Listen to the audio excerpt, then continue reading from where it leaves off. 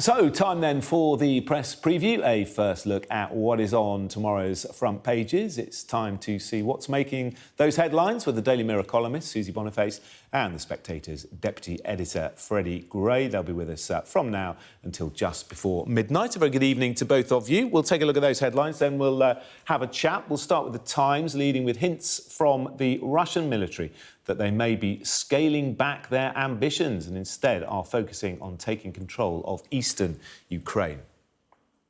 And it's the same angle for the Telegraph. Meanwhile, the FT carries claims from the Russian military that they never intended to take the capital, Kiev. The Guardian focuses on the revelation 300 people were killed after the bombing of a theatre in Mariupol in the deadliest single attack since the invasion began. Here's your Eye for the morning, reporting from inside the Chernobyl nuclear power plant for the first time since it came under attack near the start of the conflict.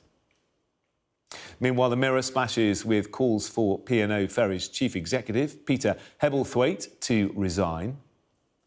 And the Mail has words of plans by the Justice Secretary, Dominic Raab, to allow free speech to supersede all other rights. And just to remind you that by scanning the QR code you can see on screen during the programme, you can check out the front pages of tomorrow's papers while you watch and listen to us. And I'm joined tonight by Susie Boniface and Freddy Gray. Really good to see you this evening. Thanks for your time this Friday. Susie, why don't you kick things off for us? Front page of the Times, the headline, Russians retreating to eastern Ukraine. This all comes because the Kremlin is saying the first stage of their operation is over and they're now going to concentrate on the Donbass. Yeah, for a government that's basically outlawed journalism, they're very keen to talk to as many journalists as possible. And what they're saying at the moment is that it's all right, everybody. This is exactly what we planned. This is what we wanted to happen. And so what's happened is that only a couple of weeks ago, we were being told that there are briefings that Putin was thinking about going all the way across Ukraine and taking the whole thing over eventually. And now that strategy has sort of changed and been toned down, and we're hearing that he only wants to take the eastern edge of Ukraine, and it's not that serious. He's nearly done that as it is. So what it actually we're hearing here now is actually seeing in real time the Kremlin shifting its stated military strategy so that it's nearer a thing that it can say it has won something. And if you buy into game theory and the idea that Putin has to be given a way of saving face to de-escalate this and to retreat back to Moscow, then maybe you'll be very positive about this. But personally, I don't think him saving face is going to help anybody in the long run. We need him to lose face and to lose the war quite seriously, because quite plainly, he's a man who thought that Russia was still a superpower, and quite plainly, it's not. There's a really fascinating detail in the bottom of the Telegraph lead here, which says that mutinous Russian soldiers are so upset at the number of losses in their brigade, they've actually driven a tank over their own commander. A chap called Colonel Yuri Medvedev of the 37th Motor Rifle Brigade was pictured being taken on a stretcher into hospital, having had his legs crushed. Now, that's not your normal kind of mutiny within the ranks. That's pretty serious if the cavalry is driving tanks over their own boss. So Putin's got more problems than he can possibly cope with, and he's already dialing it back, saying, we're just going to take the eastern bit. Don't worry, guys. Yeah, quite extraordinary if that story is true. Let's take a look at the front of the FT, Freddie. Same story. Russia says Ukraine war in new phase as focus turns to Donbass. I mean, I guess we can't read too much into it, but the facts are there, aren't they? Kiev wasn't taken in 4 days, as many assumed it would be. Many Russian soldiers are dead. I mean, do you think, on the face of it, this is good news and that Russia won't push on to the likes of Kiev now? I think it's certainly good news in the sense that the Russians are now sort of not exactly admitting, but they're talking a different language. And it seems now they're saying in that FT front page, they're saying that they never had any intention of taking Kiev. I'm not sure we should be entirely sceptical about that. I mean, it is odd that the huge convoy did not immediately crack on into Kiev. It could have been a sort of a gesture within the war. But there's no denying the plan B seems to be what's in action for Russia at the moment. And that's good news. The bad news is that they're not giving up on demilitarization, which is going to be the real sticking point in any negotiations, because the Ukrainians are never going to agree to demilitarization. And if they don't do that, the Russians might not give up either. So I don't think we're seeing the off-ramp for Putin that some people hope that it might be. Yeah, and of course, Susie, there is also the spectre of chemical, biological, even nuclear warfare, sort of still hanging over us, isn't there? There is, and there's also the spectacle of real accident as well. The Front of the Eye tonight is reporting that those who are the engineers who are inside the Chernobyl nuclear plant, which of course is basically a dome now. It's contained a lot of radiation within that from 1986, and it's had further sort of spent fuel rods from decommissioned nuclear power plants put in there. They're reporting that from these people who are inside there under sort of Russian control, as it were, that they're operating on 24-hour shifts. Now, anybody who saw the Chernobyl documentary will know full well that that explosion was a combination of, bad technical design of the reactor and human error. The last thing you want when it comes to monitoring nuclear reactor power plants is people who are doing 24-hour shifts and are too tired to be doing a proper job. Yeah. So it's really not safe. Yeah, and Freddie, you've written a comment piece for tomorrow about Joe Biden. Tell us about this.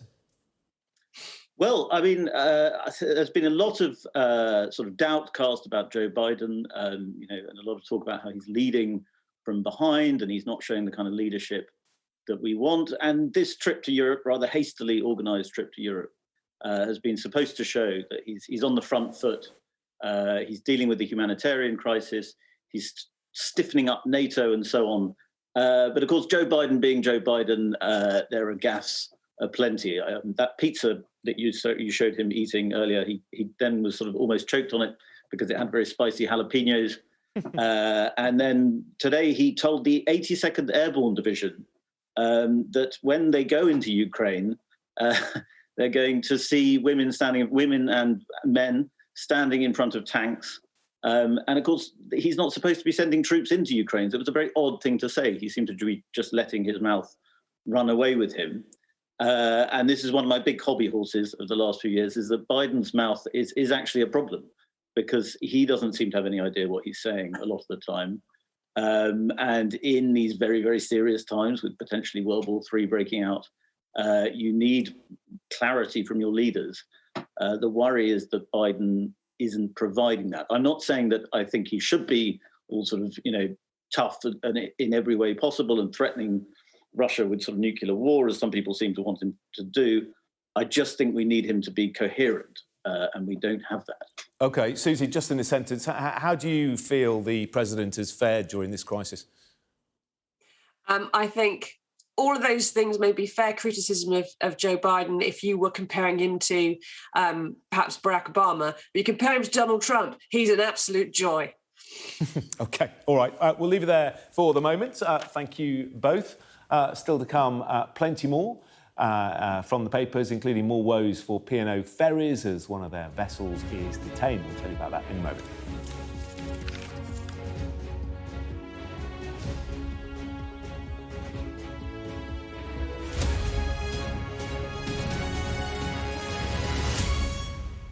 Welcome back to the press preview. Susie and Freddie still with us. Front page of the Mirror, Susie. The paper's printed before the breaking news this evening that one of the P&O ferries has been detained in Larne, the European causeway, detained because of problems with crew familiarisation, vessel documentation, crew training as well. It's pretty serious stuff for P&O, and the front of the Mirror is saying, sling your hook to the boss.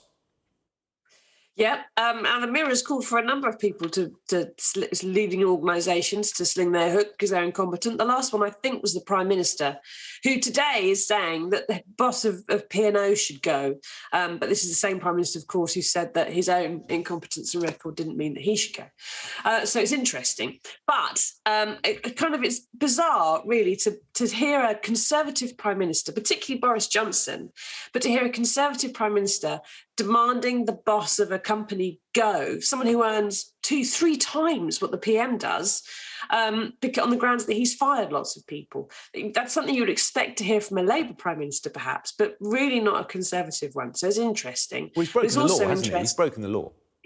He's not only broken the law, he's intentionally broken the law. He's considered what the law is. And then according to his evidence to the select committee this week, he then decided not to bother following the law because it was too much of a pain. We can all bear that in mind and try with that if we come up before the magistrate for something or other and see if we use that as a defence and if it works. He should obviously be investigated and face the penalties for the offences that he's committed. It does seem to be some. But I think it's, the front of the Star has got a great front page about how an ocean-going Burke has told an ocean-going Burke that they're no longer wanted and should walk the plank, and talks about brass neck or harmy hearties. It's a great Star front page. So we'll just have to see which Burke goes first, won't we? Yeah, and Freddie, I mean, this has been a huge PR disaster for P&O. I mean, it's on all the front pages today. It's been a terrible week, and it could have been handled so much better.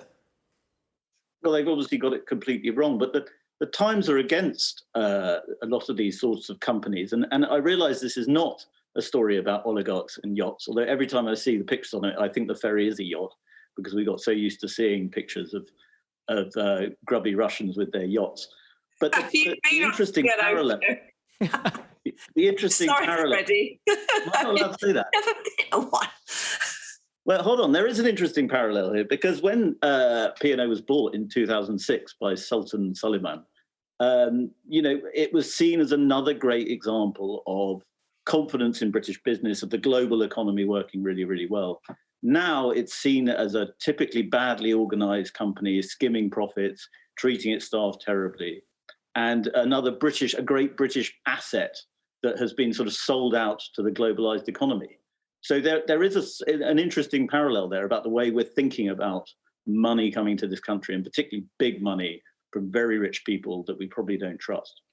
Yeah, it will be interesting to see how all this plays out. The Maritime and Coast Guard Agency tonight saying the vessel will remain under detention until all these issues are resolved by P&O Ferries. Only then will it be re-inspected. Detention of ships is based on concerns over their safety and to prevent them going to sea.